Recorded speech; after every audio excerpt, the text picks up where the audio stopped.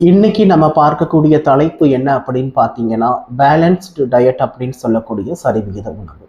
இன்னைக்கு இருக்கக்கூடிய corporate வேர்ல்ட்ல daily புதுசு புதுசா நிறைய டயட்ஸ் வருது.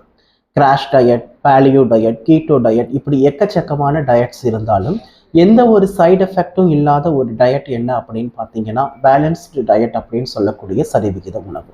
இந்த சரிவிகித உணவு பற்றிய ஒரு விளக்கத்தை இந்த வீடியோல நம்ம பார்க்கலாம். அதுக்கு முன்னாடி நான் உங்க டயட்டீஷியன் டாக்டர் சுரேந்தர். இந்த மாதிரி வீடியோக்களை தொடர்ந்து பார்க்கறதுக்கு என்ன ஃபாலோ பண்ணிக்கோங்க.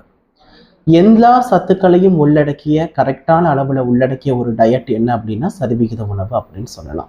நம்ம சாப்பிடக்கூடிய உணவுகள்ல எல்லா சத்துக்களும் சரியான விகிதத்துல கரெக்டா இருக்கு அப்படின்னா அதைத்தான் நம்ம பேலன்ஸ்டு டயட் அப்படின்னு சொல்றோம். இதன் அடிப்படையில இந்தியர்களுக்கான சரியான சரிவிகித உணவு முறை குறித்த ஒரு வழிகாட்டுதலை இந்திய மருத்துவ ஆராய்ச்சி கழகம்னு சொல்லக்கூடிய ICMR சமீபத்தில் வெளியிட்டது. சுமார் 148 பக்கங்கள் கொண்ட இந்த வழிகாட்டுதல்ல 17 வகையான ஹெல்த் ஃபேக்டர்ஸ் இருந்தது.